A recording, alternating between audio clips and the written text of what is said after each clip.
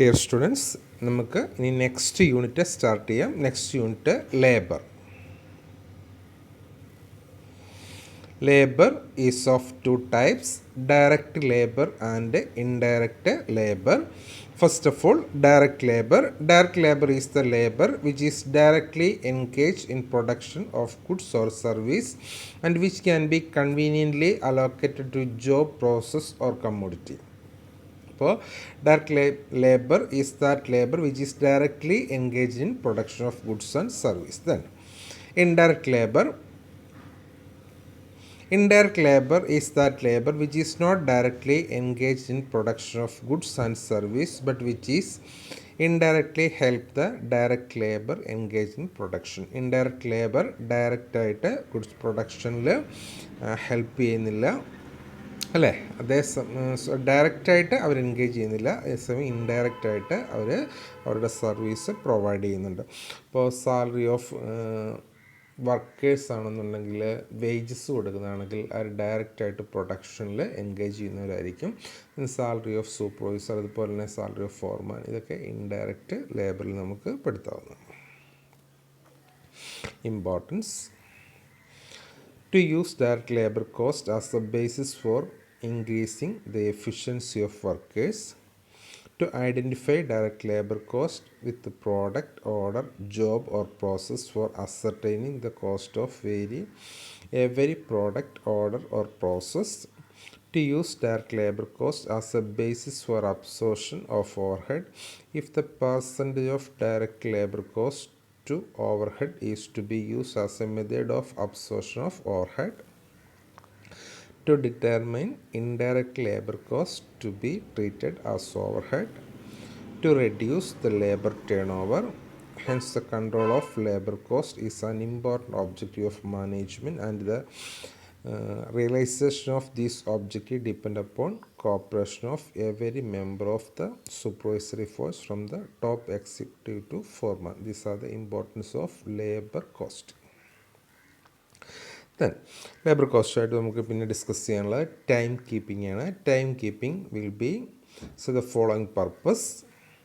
Then preparation of payroll in case of time paid wages workers, then meeting the statutory requirement, ensuring discipline in attendance, recording of each worker's time in and out of the factory, for destination between normal time, overtime, late attendance or early leaving,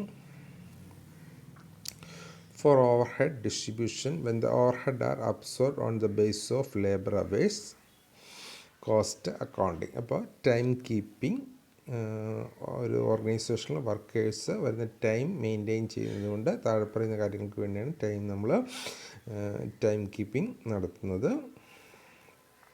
method of time keeping: manual methods, attendance register method. This method is a traditional method where an attendance register or a master roll is kept at the time of office near the factory gate or in each department. So attendance register നേരത്തെ തൊട്ട് എല്ലാവരും follow ചെയ്യുന്ന മെത്തേഡാണ് attendance register maintain ചെയ്യുന്ന method.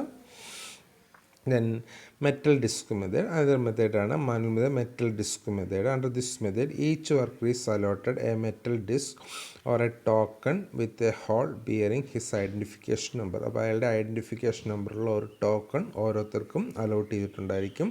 The board is kept at a gate with a pegs on it and all tokens are hung on this board. അപ്പോൾ ഗേറ്റിൻ്റെ അടുത്ത് ഒരു ബോർഡ് സ്ഥാപിച്ചിരിക്കും. ആ ബോർഡിൻ്റെ അകത്ത് ഓരോരുത്തരുടെ ഐഡൻറ്റിഫിക്കേഷൻ നമ്പറുള്ള ടോക്കൺ അതിൽ തൂക്കിയിട്ടിരിക്കും. The board is kept at the gate with the pegs on it and all the tokens are hung on this board. അല്ലേ, എല്ലാവരുടെ ഓരോരുത്തരുടെയും ടോക്കൺ ആ ബോർഡിൽ ഇങ്ങനെ തൂക്കിയിട്ടിരിക്കും. This board can be maintained separately for each department so that the worker can remove the token without delay and put it in a tray or box kept near the board. അപ്പോൾ ഓരോ വർക്കറും വരുമ്പോൾ അവരുടെ ആ ഒരു token എടുത്തതിന് ശേഷം അവർക്ക് ആ ഒരു ബോർഡിലേക്ക് അല്ലെങ്കിൽ ഒരു ബോക്സ് അവിടെ മെയിൻറ്റെയിൻ ചെയ്യുന്ന ബോക്സിലേക്ക് ആ ടോക്കൺ ഇട്ടതിന് ശേഷം അവർക്ക് ഉള്ളിൽ വർക്ക് ചെയ്യാൻ വേണ്ടി കയറാം. അപ്പോൾ എല്ലാവരും ഒരു നിശ്ചിത സമയം കഴിയുമ്പോൾ ആരൊക്കെ അതിൻ്റെ അകത്ത് വന്നിട്ടുണ്ട് എന്ന് ഐഡൻറ്റിഫൈ ചെയ്യാൻ വേണ്ടി സാധിക്കും. Next method mechanical method. Mechanical മെത്തേഡിൻ്റെ അത് ഫസ്റ്റ് ആദ്യം ഉപയോഗിച്ചിരുന്നത് ഡയൽ ടൈം റെക്കോർഡറാണ്. ഡയൽ ടൈം റെക്കോർഡർ എന്ന് പറഞ്ഞു കഴിഞ്ഞാൽ അതിൻ്റെ ഒരു പിക്ചർ ഇതാണ്. അപ്പോൾ ഒരു ക്ലോക്ക് രീതിയിലിരിക്കും. ദെൻ ഒരുപാട് ഹോൾസ് ഉണ്ടായിരിക്കും. ഓരോ വർക്കർക്കും ഓരോ ഹോള് അലോട്ട് ചെയ്തിരിക്കും.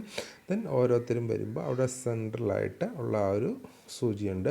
അപ്പോൾ ഓരോ വർക്കറും വരുമ്പോൾ അവരുടെ ആ ഒരു ഹോളിലേക്ക് കൃത്യം അവരുടെ ഐഡൻറ്റിഫിക്കേഷൻ നമ്പറുള്ള ഹോളിലേക്ക് ഇത് വെച്ച് ആ ഡയൽ ടൈം വെച്ചിട്ട് ഇത് വെച്ചിട്ട് അത് പ്രസ് ചെയ്യുകയാണ് ചെയ്യുന്നത്. നോക്കാം. This method consist of A large dial on which there are about 150 holes corresponding number of workers. A clock is fitted within the circle of dial together with a dial arm which operate from a center of circle. അല്ല, ഡയലാമോടുകൂടി ഒരു clock രീതിയിലായിരിക്കും ഇത് ഒരു machine function ചെയ്യുന്നത്. Then the worker while entering into gate turn the dial arm and he then press the button corresponding to his clock number. അയാളുടെ clock നമ്പറിൻ്റെ നേരെയുള്ള ബട്ടണിലേക്ക് പ്രസ് ചെയ്യാൻ പറ്റും.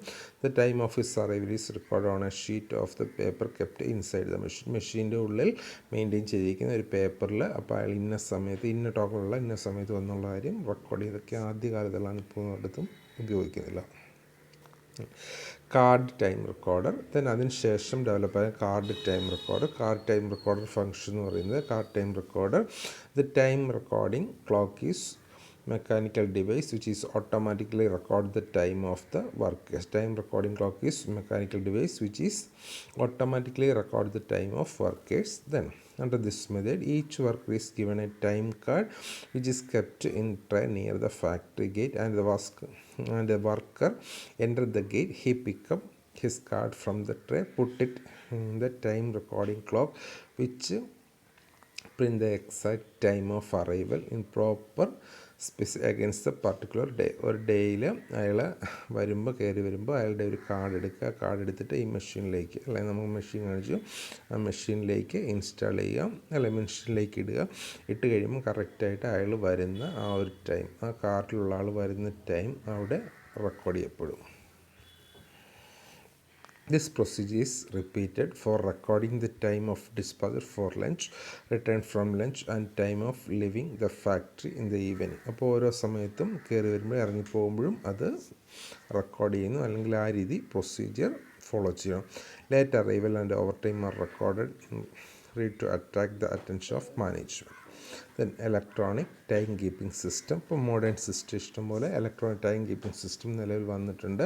അതാണ് എല്ലാ ഓർഗനൈസേഷൻസും ഫോളോ ചെയ്യുന്നത്.